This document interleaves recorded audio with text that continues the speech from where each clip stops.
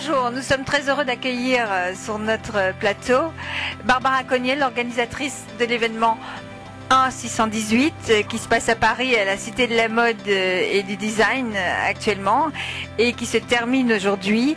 Alors Barbara, pouvez-vous nous dire, est-ce que vous êtes contente de votre événement? Je suis ravie. C'était une troisième édition attendue puisque nous n'avons pas pu faire l'édition de 2011 et je crois que le succès est au rendez-vous. Les exposants sont contents, les artistes sont contents et je crois que c'était une très belle édition, oui. Effectivement, je n'ai jamais vu un événement aussi luxueux et c'était vraiment parfait. Je suis très difficile moi-même, beaucoup de gens le savent et c'était vraiment parfait, que ce soit le cocktail ou la dimension, l'organisation, tout était vraiment parfait et nous vous en félicitons. Merci beaucoup, je crois que c'est aussi les exposants qui ont fait que ce rendez-vous a été réussi, la sélection des exposants, les exposants qui ont pris plaisir à chaque fois à raconter leur histoire, raconter pourquoi ils avaient trouvé des solutions.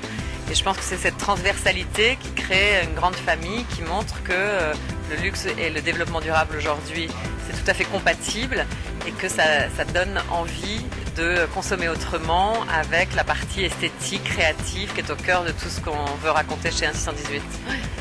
Alors, pour l'année prochaine, là, je pense que tout le monde est prêt à reparticiper. Et quels sont vos critères? Qu'est-ce qu'on peut dire aux marques qui n'ont pas participé cette année et qui voudraient participer? Qu'est-ce qu'on peut leur dire? Est-ce que vous pouvez définir en quelques phrases ce que vous attendez des marques, de la façon dont vous allez les sélectionner et les déshabiller, comme vous dites? Donc voilà, je vous donne le micro. Alors, l'intérêt pour les marques est double. Le premier, c'est qu'effectivement, les consommateurs sont prêts aujourd'hui à venir découvrir et attendent de la part des marques qu'elles puissent s'exprimer sur leurs engagements. Donc il y a une vraie attente des consommateurs. Donc ça c'est important que les marques le sachent et on l'a constaté encore une fois cette année. Les consommateurs souhaitent vraiment rentrer dans cette histoire de marque et comprendre que ce qui est mis sur le marché est de plus en plus respectueux. Ça, c'est une première chose. Et en termes de communication, puisque certaines marques ont des craintes à communiquer sur ces sujets, puisque ce sont des enjeux importants, en termes de communication, c'est aussi essentiel de pouvoir faire la différence par rapport à un monde concurrentiel. Aujourd'hui, les marques qui ont intégré ces enjeux dans leur développement ont une avance concurrentielle évidente. Donc c'est important de montrer, lorsqu'une marque a intégré toute cette démarche-là dans sa perspective de développement, de pouvoir le faire savoir et d'une façon très simple ici, très transparente, en racontant ce qu'on sait faire, ce qu'on a trouvé comme solution, là où on cherche encore. Dans le développement durable, on accepte le doute, on accepte de ne pas être parfait. Ça n'existe pas l'excellence dans le développement durable.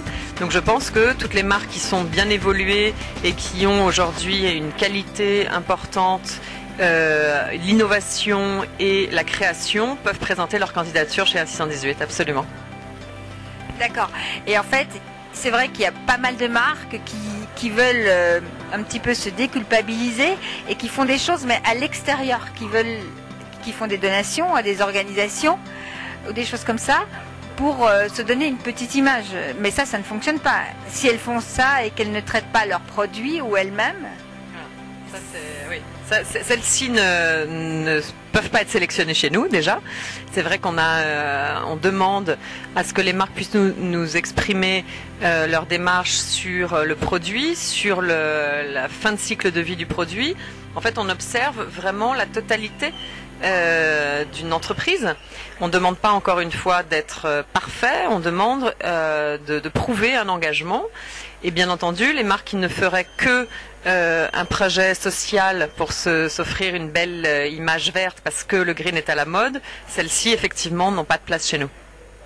Très bien, merci. Alors une autre question, c'est vous avez beaucoup d'exposants cette année, mais quel est le taux d'exposants français? C'est très international. 1618. Alors, est-ce que vous pouvez nous en dire plus? Alors, cette année, nous avons vraiment volontairement internationalisé le mouvement. parce qu'effectivement, dans notre vision de ce nouveau luxe, ce qui est important, c'est de se servir aussi des exemples étrangers.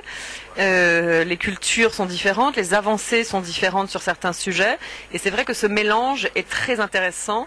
Les exposants apprennent entre eux des nouvelles dynamiques et des nouveaux services. Donc il y a un échange qui est assez fabuleux. C'est un projet, le développement durable, c'est quelque chose de collectif. Et donc on n'a pas une vision nationale, on a une vision internationale de ce sujet.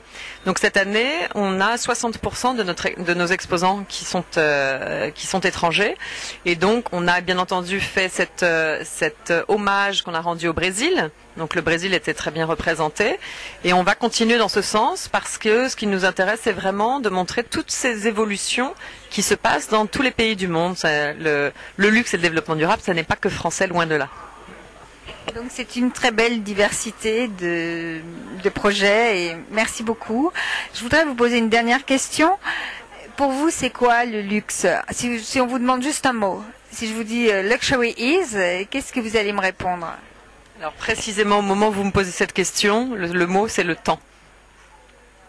Voilà. Luxury is time.